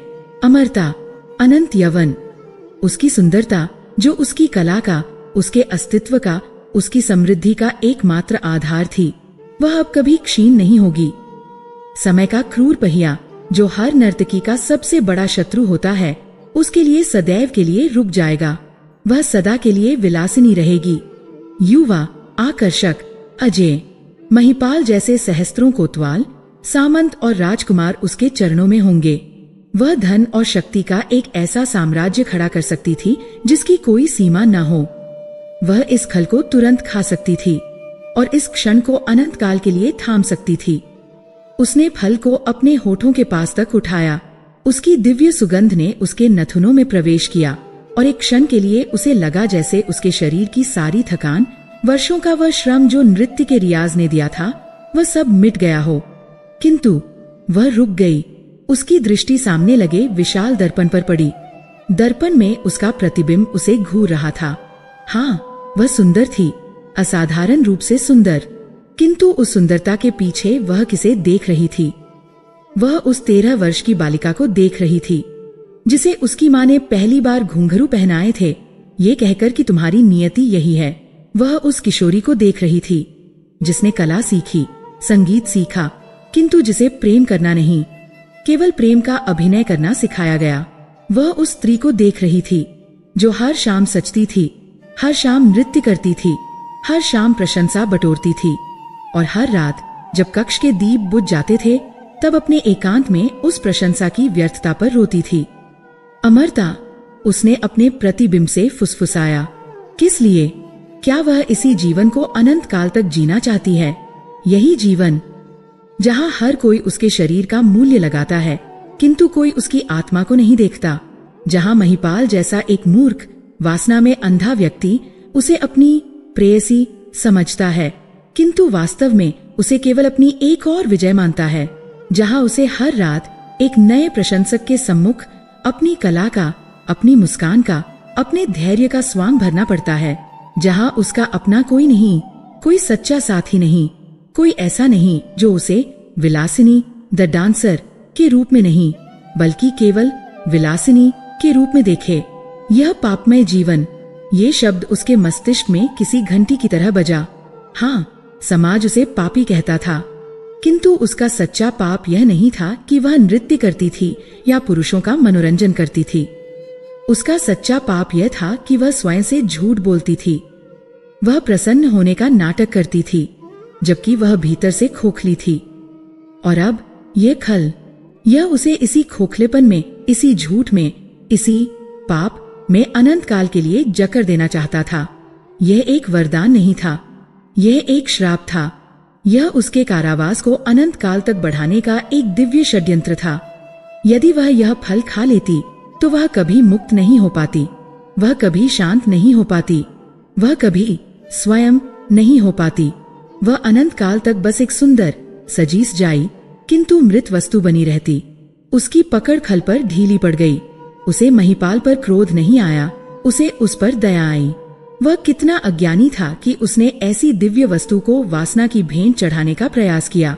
उसे रानी पिंगला, जिसका नाम महिपाल ने नहीं लिया था, किंतु विलासिनी का अनुमान तीव्र था कि यह किसी ऊंचे स्थान से ही आया होगा, पर भी आश्चर्य हुआ कि वह कैसी स्त्री होगी जिसने अपने प्रेमी के लिए अमरता को ठुकरा दिया, या शायद वह भी महिपाल जैसी ही मूर्ख थी।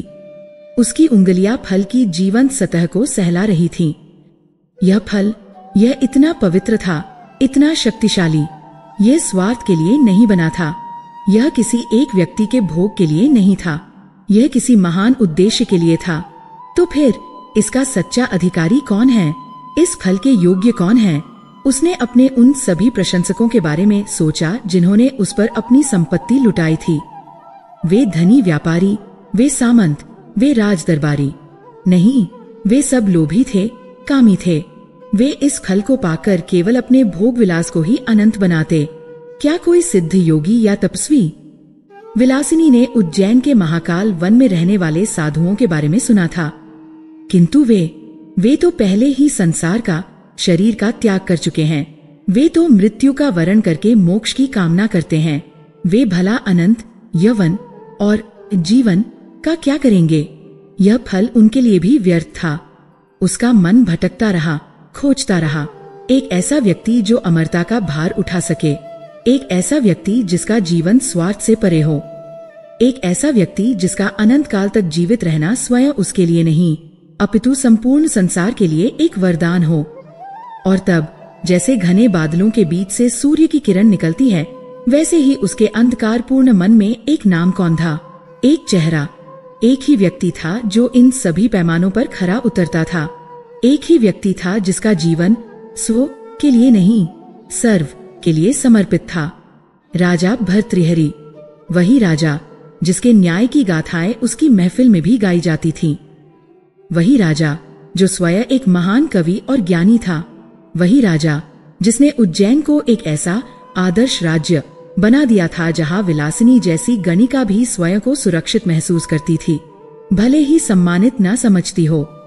राजा भर्तृहरि, वह प्रजा का पालक था, वह धर्म का रक्षक था। यदि वह अमर हो जाए तो यह राज्य, ये प्रजा अनंत काल तक सुखी और न्यायपूर्ण शासन के अधीन रहेगी। उनका लंबा जीवन लाखों लोगों के जीवन में प्रकाश लाएगा। हाँ, इस फल का, इस दिव्य वरदान का, एकमात्र सच्चा अधिकारी वही है। जैसे ही यह विचार उसके मन में दृढ़ हुआ, विलासिनी को लगा जैसे उसके कंधों से वर्षों का बोझ उतर गया हो। उसके पापमय जीवन को आज एक उद्देश्य मिल गया था। वह विलासिनी, एक गणिका, आज वह कार्य करने जा रही थी जो शायद बड़े बड़े ऋषि मुनि भी नहीं कर सकते थे। वह ब्रह्मांड के सबसे बड़े वरदान को उसके सच्चे स्वामी तक पहुंचाने वाली थी। यह उसके जीवन का सबसे शुद्ध, सबसे निस्वार्थ कार्य होगा। यह उसका प्रायश्चित होगा, उसकी मुक्ति होगी। किंतु ये होगा कैसे? वह एक गणिका थी। क्या राज दरबार के द्वार उसके लिए खुलेंगे? क्या प्रहरी उसे राजा के सम्मुख जाने देंगे? और यदि वह पहुंच भी गई तो क्या राजा उसकी बात पर विश्वास करेंगे? क्या वे यह नहीं सोचेंगे कि यह कोई षड्यंत्र है, एक गणिका द्वारा दिया गया खल?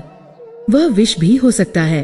और महिपाल, यदि कोतवाल को पता चल गया कि उसने उसके उपहार का ये किया है तो वह उसे जीवित नहीं छोड़ेगा। भय की एक ठंडी लहर उसकी रीढ़ में दौड़ गई। एक पल के लिए उसके कदम डगमगाए। वह यह फल क्षिप्रा की पवित्र नदी में भी फेंक सकती थी। कहानी वहीं समाप्त हो जाएगी। वह सुरक्षित रहेगी। नहीं, उसने स्वयं से कहा।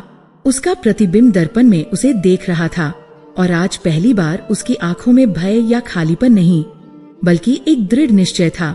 वह अपने जीवन का यह एकमात्र महान कार्य अधूरा नहीं छोड़ेगी।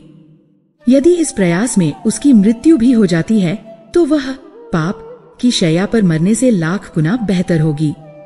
वह वेश नहीं बदलेगी।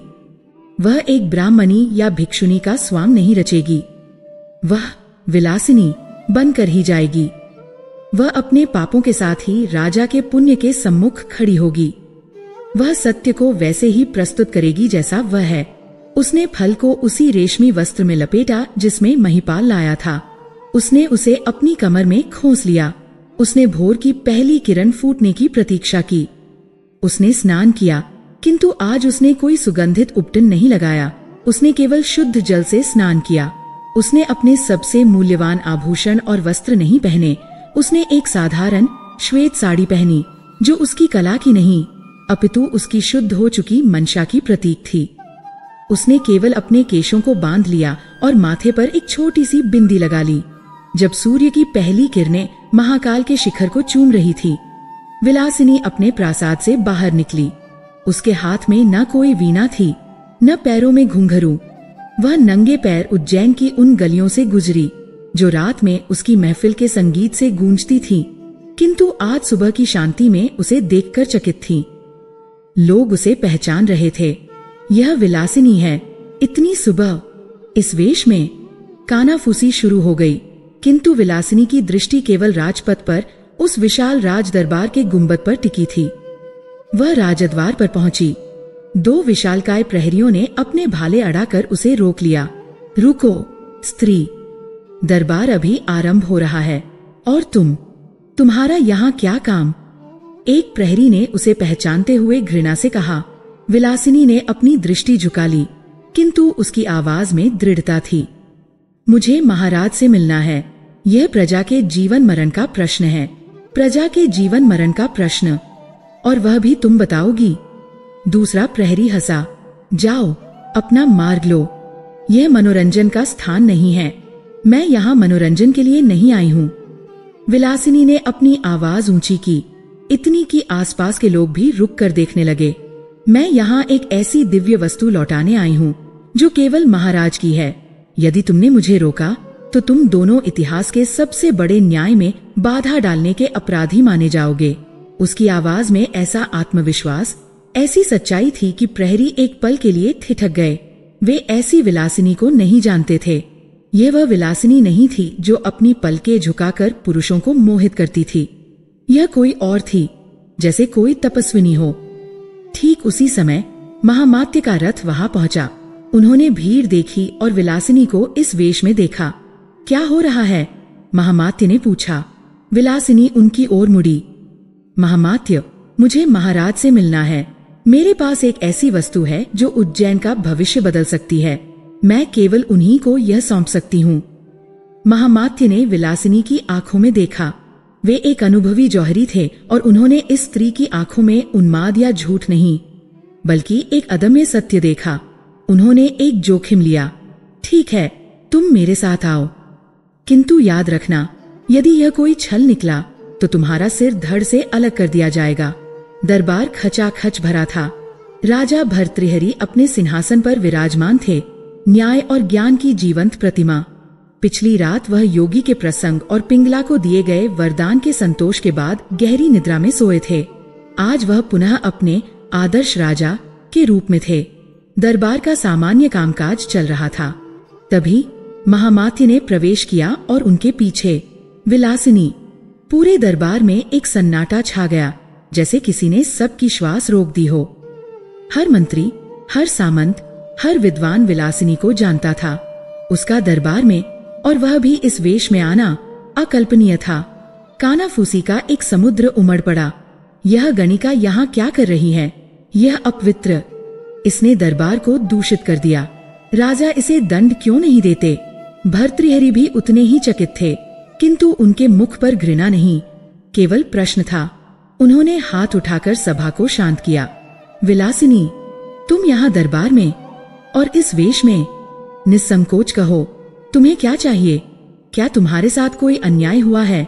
ये उनकी महानता थी। एक राजा के लिए गणिका भी उसकी प्रजा थी। विलासिनी का हृदय धड़क रहा था, किंतु वह जानती थी कि अब पीछे हटने का कोई मार्ग नहीं है। वह नंगे पैर उस संगमरमर के फर्श पर चलती हुई सिंहासन के पास तक आई। वह दरबार के नियमों के अनुसार झुकी नहीं, वह सीधे घुटनों के बल बैठ गई, एक भक्त की भांति, एक सप्लिकन की भांति। उसने अपनी कमर में खो से उस रेशमी वस्त्र को निकाला। महाराज, उसकी आवाज पूरे सन्नाटे में गूंज उठी। मैं यहाँ कुछ मांगने नहीं, अपितु कुछ लौटाने आई हूँ। मैं न्याय नहीं, प्रायश्चित करने आई हूँ। उसने वह रेशमी वस्त्र खोला। जैसे ही वह फल प्रकट हुआ, दरबार का विशाल कक्ष उसकी दिव्य आभा से जगमगा उठा। वह ठीक वैसा ही चमक रहा था जैसा पिछली रात राजा की हथेली पर चमका था। एक अलौकिक सुगंध पूरे दरबार में फैल गई। सभासद अपनी आंखों पर विश्वास नहीं कर पा रहे थे। ये कैसा रत्न था? किंतु राजा भर्तृहरि, वह अपने सिंहासन पर जड़ हो गए।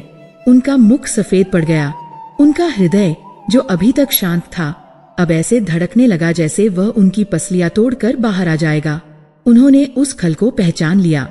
यह असंभव था, ये नहीं हो सकता। यह अमर फल था, वही फल जो उन्होंने पिछली रात अपनी पवित्र और समर्पित पत्नी, अपनी प्रिय रानी पिंगला को दिया था, इस वचन के साथ कि वह उसे खा लेगी। और वह फल आज उज्जैन की सबसे प्रसिद्ध गणिका विलासिनी के हाथों में था।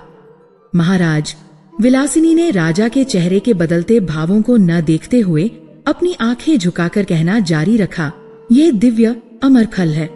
इसे खाने वाला अमर हो जाता है। यह मुझ जैसी अभागिन, पापमय जीवन जीने वाली स्त्री तक प्रेम के एक भटके हुए मार्ग से पहुंचा। मेरे प्रेमी ने, जो स्वयं किसी और से भ्रमित था, इसे मुझे दिया। भर्तृहरि सुन नहीं रहे थे, उनकी दुनिया घूम रही थी। पिंगला, विलासिनी, यह फल यहाँ कैसे? किंतु मैं, विलासिनी ने अपनी बात पूरी की, ये जान गई कि इस खल से मेरा ये जीवन अनंत काल तक के लिए एक श्राप बन जाएगा। मैं इस वरदान के योग्य नहीं हूँ। बहुत सोचने पर मुझे ज्ञात हुआ कि इस दिव्य खल का एकमात्र सच्चा अधिकारी है, जो स्वयं के लिए नहीं, अपनी प्रजा के लिए जीता है। वह जो प्रजा का पालक है, धर्म का रक्षक है। इस फल के एकमात्र योग्य पात्र स्वयं आप हैं, महाराज। उसने दोनों हाथों से उस खल को आगे बढ़ाया। कृपा करके इसे स्वीकार करें, राजन। यह जहाँ का है, वही लौट आया है। विलासिनी ने अपनी बात समाप्त कर दी थी। वह सिर झुकाए राजा के निर्णय की प्रतीक्षा कर रही थी। दरबार में मृत्यु से भी गहरा सन्नाटा था। हर कोई राजा की ओर देख रहा था और राजा भर्तृहरि उस फल को देख रहे थे। वह फल जो उनके आदर्श प्रेम का प्रतीक था, अब उनके हाथ में वापस आ गया था, जो उनके सबसे बड़े विश्वासघात का मूक साक्षी बन चुका था। योगी के शब्द उनके कानों में वज्र की तरह गूंज उठे। तुम्हारा आदर्श प्रेम तुम्हारा सबसे बड़ा भ्रम है। चक्र उल्टा घूम चुका था। जो फल राजा से रानी के पास गया, वो अब एक गणिका के माध्यम से वापस राजा के पास लौट आया था। और अपने पीछे एक ऐसा सत्य ले आया था जो भर्तृहरि के आदर्श राज्य और आदर्श जीवन को भस्म करने के लिए पर्याप्त था। दरबार में जो सन्नाटा था वह किसी मृत्यु गृह के सन्नाटे से भी अधिक भारी, अधिक था। विलासिनी के अंतिम शब्द यह जहां का है वही लौट आया है अभी भी उस विशाल कक्ष के स्तंभों के बीच गूंज रहे थे, किसी अदृश्य हथौड़े की तरह बार बार एक ही स्थान पर चोट कर रहे थे। और वह स्थान था राजा भर्तृहरि का अस्तित्व। वह अपने सिंहासन पर नहीं बैठे थे, वह उसमें धंस गए थे। उनकी उंगलियों ने सिंहासन के स्वर्ण मंडित हत्थों को इतनी जोर से जकड़ लिया था कि उनके पोर सफेद पड़ गए थे। उनकी आंखें उस एक वस्तु पर स्थिर थी जो विलासिनी के कांपते हाथों में एक रेशमी वस्त्र पर रखी थी। वह फल, वही सुनहली आभा, वही दिव्य अलौकिक सुगंध जो अब तक उनके नथुनों में बसी हुई थी, वही आकार, वही जीवंत स्पंदन। ये नहीं हो सकता, यह एक भ्रम है, यह कोई माया है जो उस योगी ने उनकी परीक्षा लेने के लिए रची है। उनका मन चीत्कार कर उठा। नहीं, पिछली रात उन्होंने ये फल पिंगला को दिया था। उन्होंने अपनी आंखों से पिंगला की आंखों में कृतज्ञता के आंसू देखे थे। उन्होंने अपने कानों से उसे ये वचन देते सुना था कि वह उसे खा लेगी। पिंगला, उनकी पिंगला, वह ऐसी नहीं हो सकती। किंतु उनका विवेक, उनका ज्ञानी मन, जो एक राजा का मन था, वह सत्य को देख रहा था। ये वही खल था, इसमें कोई संदेह नहीं था। वह योगी, गुरु गोरखनाथ। उनकी रहस्यमयी करुणा भरी आंखें राजा के मस्तिष्क में कौंध गईं। तुम्हारा आदर्श प्रेम तुम्हारा सबसे बड़ा भ्रम है। भ्रम, भ्रम, भ्रम। यह शब्द अब प्रलाप नहीं, एक नग्न क्रूर सत्य बन चुका था। राजा का सिर घूम गया। एक पल के लिए उन्हें लगा कि यह भव्य दरबार, यह सिंहासन, यह मंत्री और सामंत, सब कुछ एक बवंडर में विलीन हो रहे हैं। उनका हृदय, जो पिंगला के प्रेम के विश्वास पर धड़कता था, उसने एक धड़कन छोड़ दी।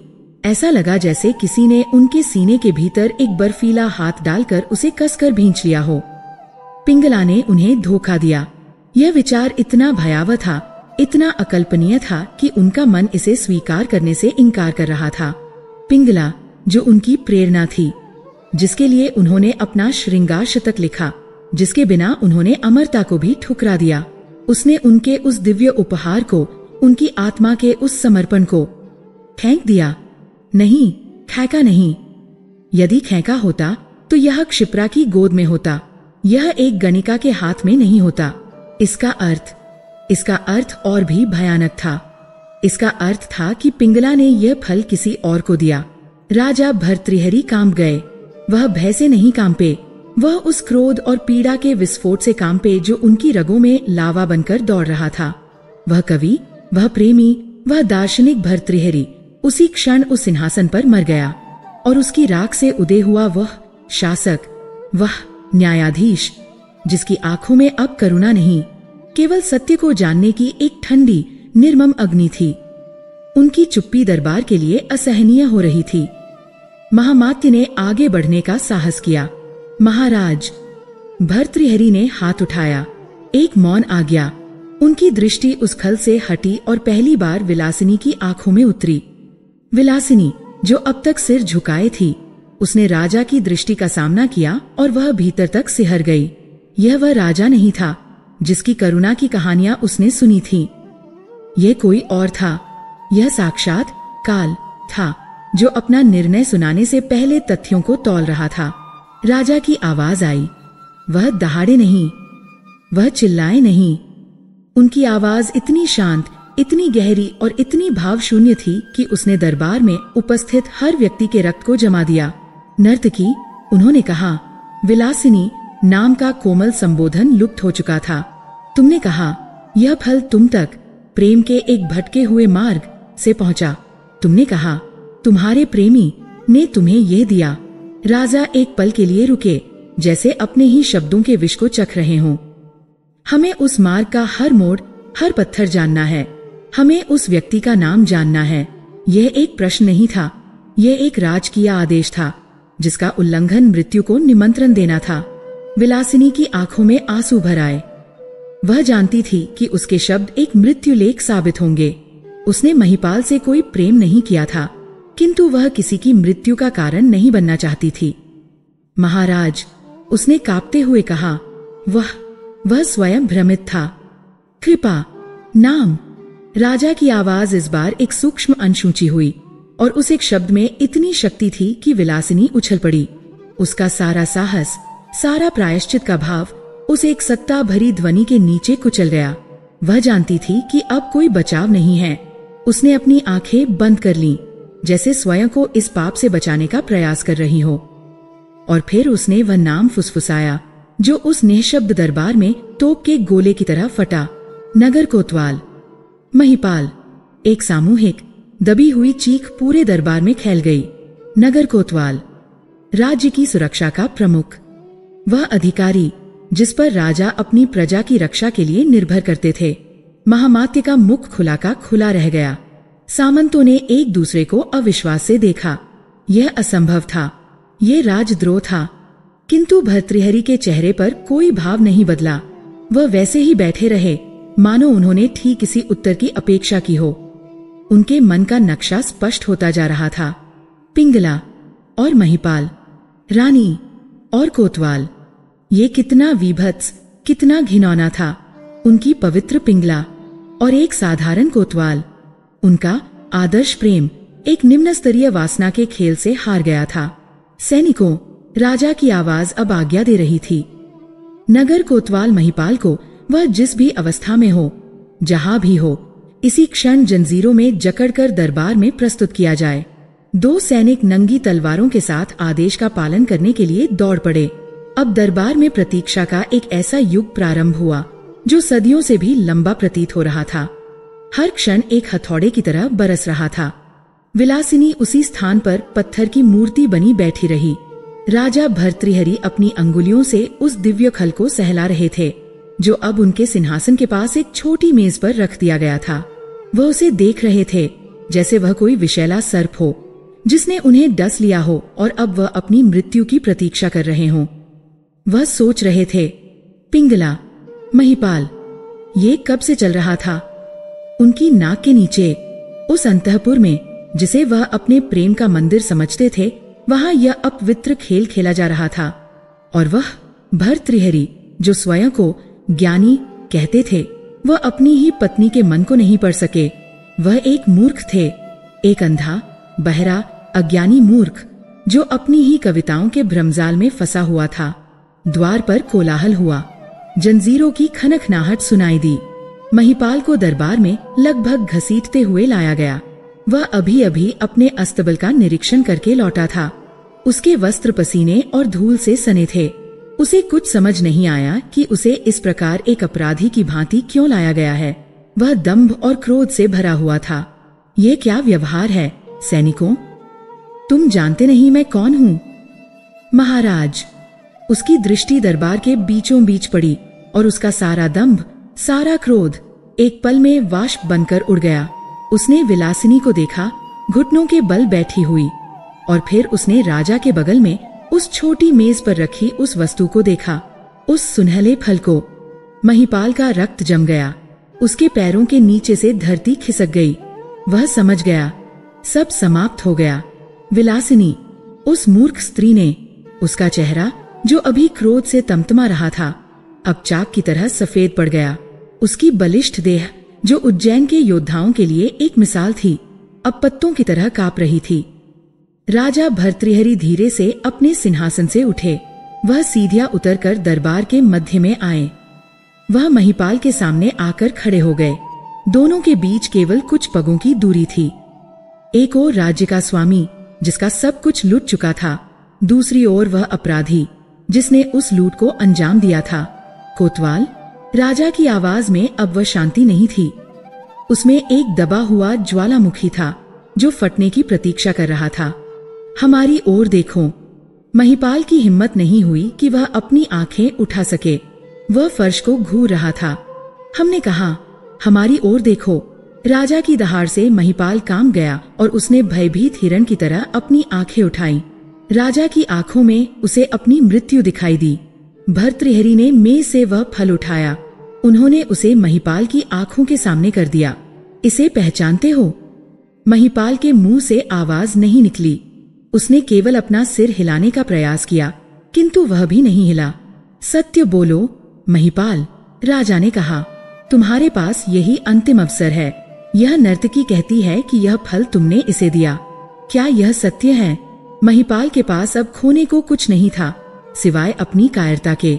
उसने सोचा कि शायद रानी उसे बचा लेगी। महाराज, उसने हकलाना शुरू किया, यह स्त्री, यह गणिका है। ये झूठ बोल रही है, ये मुझे फंसा रही है। मैंने इसे कोई फल नहीं दिया। मैं तो इसे जानता भी नहीं। ये एक भयंकर भूल थी। उसने विलासिनी की ओर उंगली उठाकर राजा के क्रोध को नहीं, बल्कि उनके विवेक को चुनौती दे दी थी। भर्तृहरि हंसे। वह एक ऐसी हंसी थी जिसे सुनकर दरबार में बैठे लोगों की आत्मा कांप गई। वह आनंद की हंसी नहीं थी, वह सर्वनाश की हंसी थी।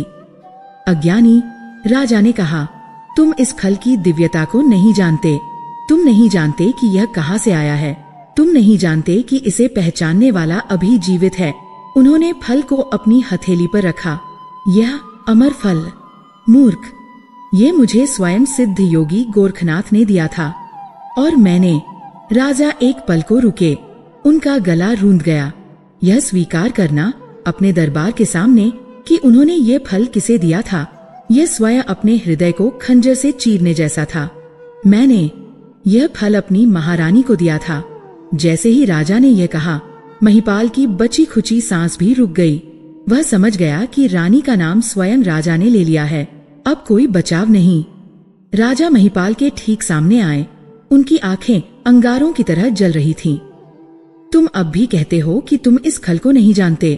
तुम अब भी कहते हो कि यह नर्तकी झूठ बोल रही है, या तुम यह स्वीकार करते हो कि तुमने, एक साधारण कोतवाल ने, अपनी महारानी के शयन कक्ष से ये दिव्य फल प्राप्त किया।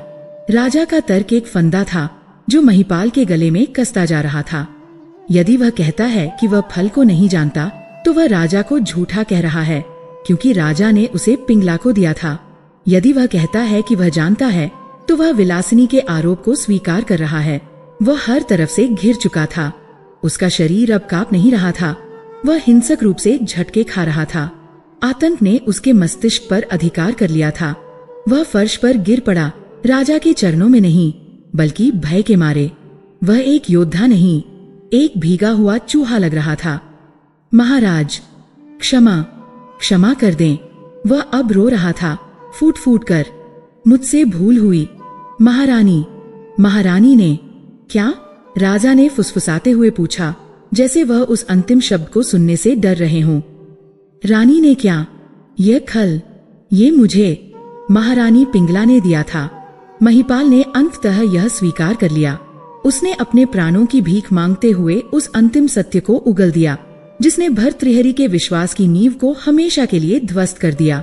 दरबार में जो सन्नाटा था, वह अब टूट गया। एक तीव्र, सामूहिक आह की ध्वनि उठी। हर कोई स्तब्ध था। महामात्य ने अपना मुंह हाथों से ढक लिया। यह राजद्रोह से भी बढ़कर था। यह विश्वासघात था। यह अपवित्रता की पराकाष्ठा थी। राजा भर्तृहरि ने यह सुना। उन्होंने उन शब्दों को सुना जिनके लिए वह तैयार नहीं थे। उन्होंने उस सत्य को सुना जिसने उन्हें उसी स्थान पर जीवित मार दिया। उनका हृदय, उनका वह आदर्श प्रेम पर टिका हुआ हृदय उसी क्षण टूट गया। वह केवल टूटा नहीं, वह चकानाचूर हो गया। उसके इतने टुकड़े हुए कि उन्हें समेटना अब स्वयं ब्रह्मा के लिए भी संभव नहीं था। उन्हें लगा जैसे वह गिर पड़ेंगे। उन्होंने स्वयं को संभालने के लिए पास के एक स्तंभ का सहारा ले लिया। पिंगला, उनकी पत्नी, उनका प्रेम, उनका जीवन एक झूठ थी। योगी का कहा हर शब्द सत्य था। विलासिनी, वह गणिका, उस रानी से सहस्र गुना अधिक पवित्र और योग्य निकली, जिसे वह देवी मानकर पूजते थे। वह नर्तकी, जिसने अमरता को पापमय जीवन का विस्तार समझकर ठुकरा दिया, और वह रानी, जिसने उसी अमरता को अपने व्यभिचारी प्रेमी को सौंप दिया, ताकि वह अपनी वासना को अनंत काल तक तृप्त कर सके। घृणा की एक ऐसी लहर भर्तृहरि के भीतर उठी, जैसी उन्होंने अपने जीवन में कभी अनुभव नहीं की थी। यह घृणा महिपाल से नहीं थी, वह तो एक कीड़ा था। यह घृणा विलासिनी से नहीं थी, वह तो इस चक्र की सबसे ज्ञानी कड़ी थी। यह घृणा पिंगला से थी, और उससे भी अधिक यह घृणा स्वयं से थी। अपनी मूर्खता से, अपने अंधेपन से, रानी का छल जिसने उनके विश्वास की नींव हिला दी थी, अब सबके सामने था। राजा जो अपनी प्रजा के लिए आदर्श था, आज अपनी ही प्रजा के सामने एक छला गया मूर्खपति सिद्ध हो चुका था। उसका सबसे निजी, सबसे पवित्र विश्वास आज दरबार में एक तमाशा बन गया था। वह स्तंभ के सहारे सीधे खड़े हुए। उनका चेहरा आंसुओं से नहीं, बल्कि एक अलौकिक वैराग्य से कठोर हो गया था। उन्होंने महिपाल को देखा जो अभी भी विलाप कर रहा था। उन्होंने विलासिनी को देखा जो भय और करुणा से उन्हें देख रही थी, और उन्होंने अपनी हथेली पर रखे उस अमर फल को देखा। यह फल जो वरदान बनकर आया था, अब उनके हाथ में उनके जीवन के सबसे बड़े विश्वासघात का प्रमाण बनकर चमक रहा था। हा शब्द, ये खल, ये मुझे महारानी पिंगला ने दिया था। दरबार के गुंबद से नहीं टकराया, वह सीधे राजा भर्तृहरि के अस्तित्व के केंद्र से टकराया और वहीं विलीन हो गया। महिपाल अपने प्राणों की भीख मांगता हुआ अभी भी भूमि पर गिरा सिसक रहा था। विलासिनी पत्थर की मूर्ति बनी, अपनी आंखों से बहते आंसुओं को रोकने का प्रयास भी नहीं कर रही थी। महामात्य और सभासद अपनी श्वास रोके उस एक व्यक्ति को देख रहे थे जो अब इस सारे प्रहसन का केंद्र था, और वह एक व्यक्ति राजा भर्तृहरि स्तंभ का सहारा लिए खड़ा था। कुछ नहीं हुआ, राजा क्रोधित नहीं हुए, उनकी आंखें लाल नहीं हुईं, उन्होंने अपनी म्यान से तलवार नहीं खींची, उन्होंने महिपाल को मृत्युदंड का आदेश नहीं दिया, उन्होंने पिंगला को घसीट कर लाने के लिए सैनिकों को नहीं भेजा। उस दरबार ने जो एक प्रलयंकारी राजकीय क्रोध के विस्फोट की अपेक्षा कर रहा था, उसके स्थान पर कुछ ऐसा देखा जो क्रोध से सहस्र गुना अधिक भयावह था। उन्होंने पूर्ण, असीम, मृतप्राय शांति देखी। भर्तृहरि का मुख जो क्षण भर पहले विश्वासघात की पीड़ा से विकृत हो गया था, अब शांत हो गया था। इतना शांत मानो वह संगमरमर का हो। वह उस योगी के शब्द, तुम्हारा आदर्श प्रेम तुम्हारा सबसे बड़ा भ्रम है, नहीं सोच रहे थे। वह अब कुछ नहीं सोच रहे थे। वह उस बिंदु पर पहुंच गए थे जहां विचार समाप्त हो जाते हैं। वह शून्य में चले गए थे। यह फल जिसे योगी ने अमरता के लिए दिया था, उसी फल ने उन्हें संसार की नश्वरता का ज्ञान करा दिया था। यह उन्हें अनंत जीवन देने नहीं आया था, यह उन्हें इस जीवन से मुक्ति दिलाने आया था। यह अमरता का नहीं, यह वैराग्य का फल था। योगी ने कहा था, यह उसे देना जो योग्य हो, और अंत में यह फल घूम फिरकर उसी के पास आ गया था जो अब इस क्षण में इसके वास्तविक अर्थ को समझने के योग्य बना था। भर्तृहरि धीरे धीरे चले। उनके पगों में अब राजा का भारीपन नहीं था, उनमें एक सन्यासी की निर्लिप्तता थी। वह अपने सिंहासन तक वापस गए और उस पर बैठ गए। अंतिम बार दरबार अभी भी उस भयावह सन्नाटे में जकड़ा हुआ था। राजा ने उस खल को अपने हाथ में उठाया। वह उसे देखते रहे मानो वह कोई दर्पण हो जिसमें उन्हें अपना ही मूर्खतापूर्ण अतीत दिख रहा हो। वह मुस्कुराए। ये एक ऐसी मुस्कान थी जिसमें न सुख था न दुख। ये एक ऐसी मुस्कान थी जो सब कुछ जान लेने के बाद आती है। महामात्य, राजा की आवाज आई। वह इतनी शांत थी कि महामात्य को लगा कि यह उनका भ्रम है। जी महाराज, महामात्य ने कांपते हुए कहा। कोतवाल महिपाल, राजा ने कहा उसकी ओर देखे बिना। इसे मुक्त कर दो। दरबार में एक तीव्र हलचल हुई। मुक्त कर दो, इस जघन्य अपराध के लिए। महाराज, महामात्य ने कहा, यह राजद्रोह है, यह व्यभिचार है। इसने वही किया जो इसकी प्रकृति है। भर्तृहरि ने उस चर्चा को काट दिया। वासना का कीट वासना में ही रमेगा। इसे दंड देने का अर्थ है स्वयं को अभी भी इस प्रपंच का हिस्सा मानना। मैं अब इस खेल का निर्णायक नहीं हूँ। उन्होंने महिपाल की ओर देखा जो अविश्वास से उन्हें घूर रहा था। जाओ महिपाल, तुम मुक्त हो। तुम अपनी रानी के पास जाने के लिए भी मुक्त हो। भर्तृहरि का तुम दोनों पर अब कोई अधिकार नहीं। फिर उन्होंने विलासिनी की ओर देखा।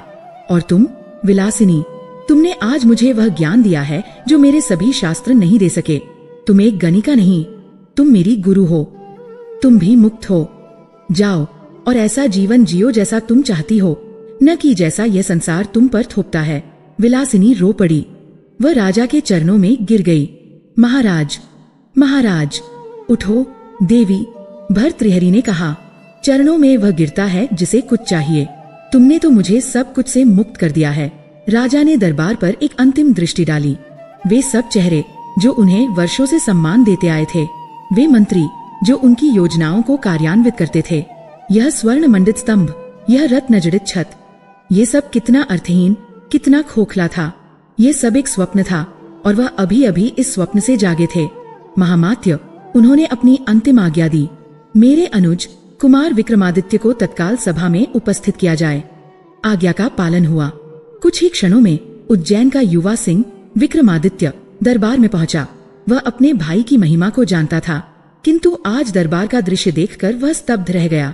विलासिनी जमीन पर बैठी थी।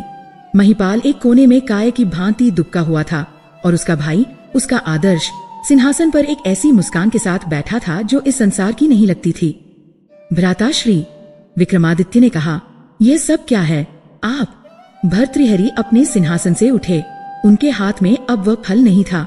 उन्होंने उस फल को सिंहासन पर ही छोड़ दिया, जैसे कोई राजा अपने मुकुट के अतिरिक्त भार को त्याग देता है। वह फल वहीं पड़ा रहा, उस विश्वासघात का, उस ज्ञान का और उस संपूर्ण माया का प्रतीक बनकर, जिसे राजा अब पीछे छोड़ने जा रहे थे। विक्रमादित्य, भर्तृहरि ने कहा। उनकी आवाज में असीम शांति थी।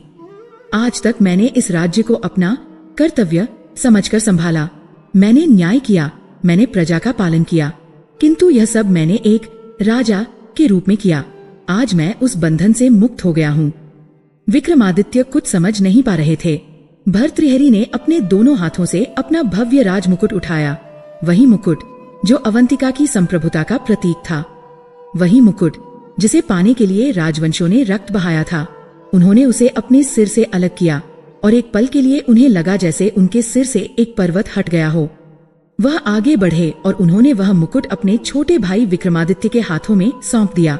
आज से ये भार तुम्हारा है, भर्तृहरि ने कहा। इस राज्य को संभालो, न्याय से शासन करना, किंतु यह कभी मत भूलना कि ये सब, ये सिंहासन, ये राज्य, ये लोग, यह सब नश्वर है। ये एक सराय है जिसमें हम कुछ क्षणों के लिए ठहरते हैं। इसमें आसक्त मत होना विक्रमादित्य। इसे केवल अपना धर्म समझकर निभाना, मोह समझकर नहीं। विक्रमादित्य की आंखों में आंसू आ गए। भ्राताश्री, आप यह क्या कह रहे हैं? आप कहाँ जा रहे हैं? पिंगला, भाभी, पिंगला का नाम। एक क्षण के लिए दरबार का सन्नाटा फिर से गहरा गया। भर्तृहरि की शांत मुस्कान एक पल के लिए भी नहीं डगमगाई। पिंगला, उन्होंने दोहराया, जैसे वह किसी ऐसे व्यक्ति का नाम ले रहे हों जिसे वह सदियों पहले जानते थे। वह मेरा भ्रम थी, मेरा सबसे सुंदर, सबसे मधुर भ्रम, और मैं उस भ्रम को तोड़ने के लिए उसका आभारी हूँ। यदि वह यह विश्वासघात न करती तो मैं कभी सत्य को नहीं जान पाता। वह मेरी मुक्ति का द्वार बनी है। यह शब्द कहकर भर्तृहरि ने वह अंतिम कार्य किया। उन्होंने अपने राजसी वस्त्रों पर हाथ डाला। उन्होंने अपनी स्वर्ण जड़ित उत्तरीय को उतार फेंका। उन्होंने अपने गले से मोतियों और मणियों के हार तोड़ दिए। वे फर्श पर ऐसे बिखरे जैसे वे कंकड़ हों। उन्होंने अपनी कमर से बंधी वह रत्न जड़ित तलवार खोल दी जो उनके क्षत्रिय धर्म की प्रतीक थी। उन्होंने सब कुछ त्याग दिया। दरबार के सामने वह केवल एक वस्त्र में खड़े थे। उन्होंने महामात्य से कहा, मुझे एक सन्यासी के वस्त्र दो। एक स्तब्ध सेवक भागता हुआ गया और कहीं से 2 गेरुए भगवा वस्त्र ले आया। भर्तृहरि ने उन्हें धारण किया। जिस देह पर क्षण भर पहले संसार की सबसे बहुमूल्य सामग्री थी, वह अब खुरदुरे गेरुए वस्त्रों में ढक गई। उनका प्रेम का मोह भंग हो चुका था। जिस घटना ने उन्हें एक पति के रूप में मार डाला था, उसी घटना ने उन्हें एक योगी के रूप में जन्म दिया था। राजा भर्तृहरि, जो श्रृंगार का कवि था, मर चुका था और उसके स्थान पर योगी भर्तृहरि का जन्म हुआ था, जो अब वैराग्य का कवि बनेगा। वह मुड़े, उनके हाथ खाली थे। न उनमें राजदंड था, न वह अमरखल। वह स्वतंत्र थे। नहीं भ्राताश्री, रुकिए, विक्रमादित्य ने पुकारा। भर्तृहरि नहीं रुके। वह एक सन्यासी के दृढ़ पगों से दरबार के विशाल द्वार की ओर बढ़ चले। उन्होंने एक बार भी पीछे मुड़कर नहीं देखा, न अपने भाई की ओर, न अपने रोते हुए मंत्रियों की ओर, न उस सिंहासन की ओर जहाँ वह अमरखल अभी भी चमक रहा था, और न ही उस अंतःपुर की दिशा में जहाँ उनका भ्रम अभी भी अपनी भावी योजनाओं में व्यस्त होगा। वह दरबार से बाहर निकल गए। वह महल के मुख्य द्वार से बाहर निकल गए। वह उज्जैन की उन्हीं गलियों में नंगे पैर चलने लगे जिन पर कभी वह एक राजा के रूप में रथ पर निकलते थे। लोग चकित होकर देखते रहे। उनका राजा एक भिक्षुक के वेश में था। वह चलते रहे क्षिप्रा के तट की ओर, महाकाल के वन की ओर, उस अनंत सत्य की खोज में जिसकी पहली झलक उन्हें उनके टूटे हुए हृदय ने दिखाई थी। और जैसे जैसे वह चलते गए उनके भीतर शब्दों का एक नया प्रवाह उमड़ने लगा। यह श्रृंगार के शब्द नहीं थे, यह नीति के शब्द नहीं थे, यह वैराग्य के शब्द थे। यह वैराग्य शतक की पहली पंक्तियां थी जो उस छले गए राजा और नवजन्मे योगी के मुख से स्वतः ही फूट रही थी।